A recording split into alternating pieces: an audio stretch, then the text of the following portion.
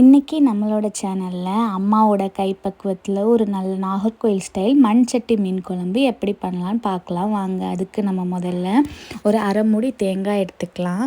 அதில் மிளகாய் பொடி, மல்லிப்பொடி, மஞ்சள் தூள், நல்ல மிளகு, ஜீரகம்,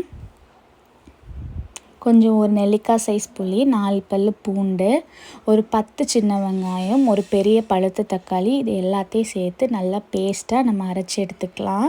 அப்புறமா நம்ம கழுவி வச்ச மீன் கூடாடி நம்ம 3 பச்சை மிளகு, ஒரு பெரிய தக்காளி, ஒரு முருங்கைக்காய், ஒரு சின்ன மாங்காய், பச்சை மாங்காய், இது எல்லாத்தையும் நம்ம கட் பண்ணி சேர்த்துக்கலாம். அப்புறமா நம்ம அரைச்சி வச்சுருக்க பேஸ்ட்டை அது கூட போட்டு நல்லா தண்ணி விட்டு நல்லா கலந்து விட்டுக்கலாம். இப்போ நம்ம அதுக்கு தேவையான உப்பும் போட்டு ஆட் பண்ணிக்கலாம். அதில் இப்போ எல்லாம் மிக்ஸ் பண்ணி நம்ம கேஸ் ஆன் பண்ணி நம்ம வச்சுட்டு அதில் நமக்கு தேவையான கருவேப்பிலையும் அதில் போட்டுக்கலாம். இப்போ நல்லா ஒரு 15 நிமிஷம் நல்லா நம்ம கொதிக்க விட்டுக்கலாம்.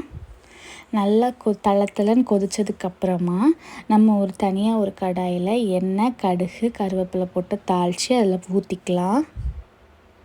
இப்போ நம்ம அம்மா கைப்பக்குவத்தில் சுவையான மீன் குழம்பு ரெடி. எப்படி இருக்குன்னு பண்ணி பார்த்துட்டு சொல்லுங்கள். தேங்க்யூ.